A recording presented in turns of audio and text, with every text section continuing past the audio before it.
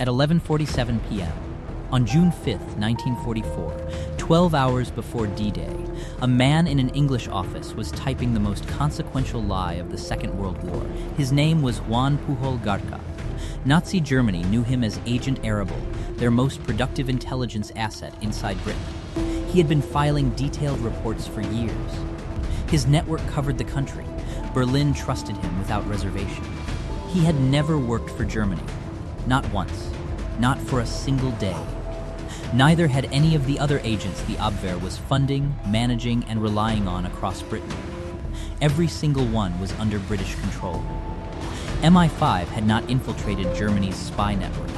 It had replaced it completely and invisibly, and for 5 years. Germany had been making strategic decisions based on intelligence that London had written, approved, and transmitted on Berlin's behalf. His code name inside MI5 was GARBO. The German Military Intelligence Service would award him the Iron Cross. The British Crown would simultaneously award him the Mbe. Same man, same work, opposite interpretations. This is how that was possible. Following the fall of France in the summer of 1940, the Abwehr had a strategic problem it believed it was solving. Britain was now an island enemy. No Wehrmacht ground intelligence existed inside it. Plans for invasion required detailed knowledge of coastal defenses, troop numbers, airfield positions, and civilian morale. The Abwehr needed agents in Britain. In July 1940, following a conference at Kiel, the German Military Intelligence Service launched a systematic insertion campaign. Agents were dispatched by parachute, by U-boat, by fishing vessel, through neutral Portugal and Spain. They arrived with wireless sets, secret inks, cover identities, and instructions from their handlers. The Abwehr had complete confidence in its network. Its Enigma encrypted communications appeared secure. Its agents were filing reports. The intelligence picture of Britain's troop dispositions, military movements, and public morale was being assembled, updated, and delivered to German planners who depended on it. That picture was entirely false. Not because the Abwehr was careless, not because German agents were incompetent, but because the institution responsible for generating that picture had never been the Abwehr. Was MI5. And here is what should have made that impossible to sustain. Between September and November 1940, fewer than 25 German agents reached British soil. The Abwehr considered this a manageable insertion rate. MI5 had a different view. It was sufficient. The agents arrived in a country that had already read their instructions. Britain's codebreakers had broken Abwehr hand ciphers early in the war, and Enigma encrypted communications followed. When an agent received orders in Berlin, MI5 frequently knew the contents before the agent did. Capture, in most cases, was rapid. Some handed themselves in upon landing. Others were taken within hours. One refused. An agent unwilling to be captured took his own life before MI5 could reach him. He is the only German agent targeted against Britain throughout the entire war who was not identified and controlled. Not because he escaped, because he died. Over the war's full duration, more than 115 agents were directed against Britain. Everyone was detected. 0 operated freely. In 1941, John Cecil Masterman, chairman of the committee that ran the entire operation, made a statement that almost nobody was cleared to read. MI5, he wrote, actively ran and controlled the German espionage system in the United Kingdom. What he did not write, because it required no elaboration for those who saw the files, was the second half of that reality the Abwehr had tried, repeatedly, to catch what was happening. Every attempt failed. Running a turned agent is not a matter of reversing their instructions.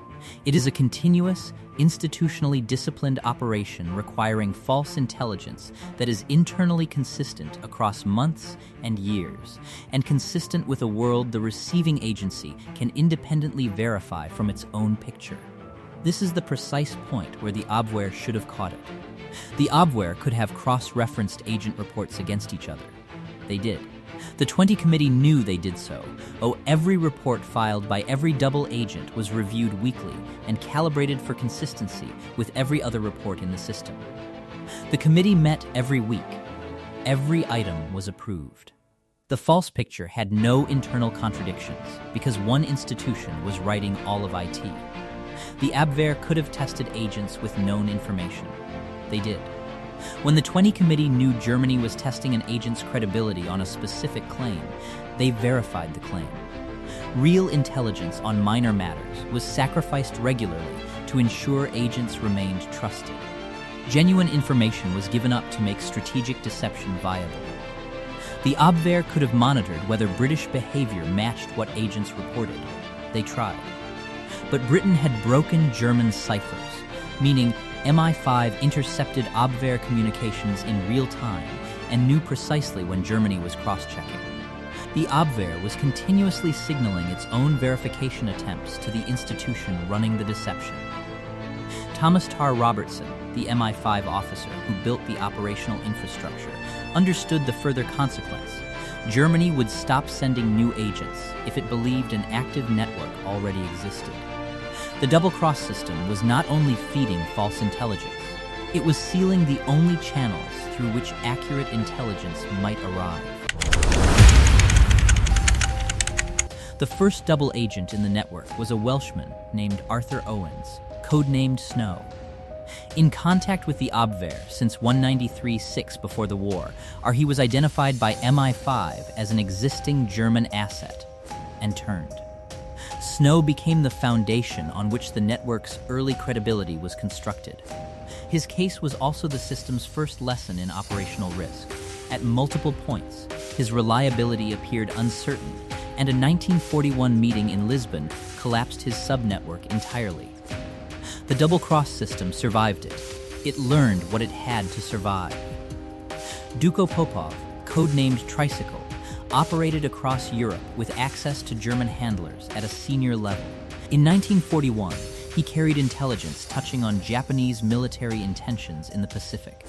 What precisely that intelligence contained, how completely it was transmitted to American authorities, and whether those authorities understood its significance, these remain the most contested questions in the operation's historical record. The dispute has not been resolved. The system's apex was GARBO. Juan Pujol García had approached British intelligence in January 1941 and been rejected. He then built his own fictional spy network from a Lisbon apartment, fabricating British intelligence using commercial guidebooks and railway timetables, transmitting fabricated reports to the Abwehr using a cover story of pure invention. When MI5 identified what he had independently constructed, they absorbed it. By 1942, GARBO's notional network encompassed 27 fictional sub-agents across Britain. The Abwehr trusted the construction so completely that it ceased sending new agents to the country. Germany was now wholly dependent on an intelligence network that existed only in London. And one of its fictional agents had a sick wife. The Abwehr sent money for her doctor's bills. June 5th, 1944. 11:47 p.m. 12 hours before the largest amphibious operation in history, GARBO sat at a transmitter in England and began sending a message to Berlin. The double-cross system had spent months building a false intelligence picture, placing the expected Allied invasion at Pas de Calais. GARBO's message reinforced it with calculated urgency. Normandy was the feint. The main force was still assembling. Berlin should hold its reserves. The German radio operator assigned to receive the message had gone home early. GARBO kept transmitting. Silence. This was the precise moment the system most needed function. June 6th, 3 a.m. Allied forces were landing on the Normandy beaches. The operator came back online. GARBO's transmission went through.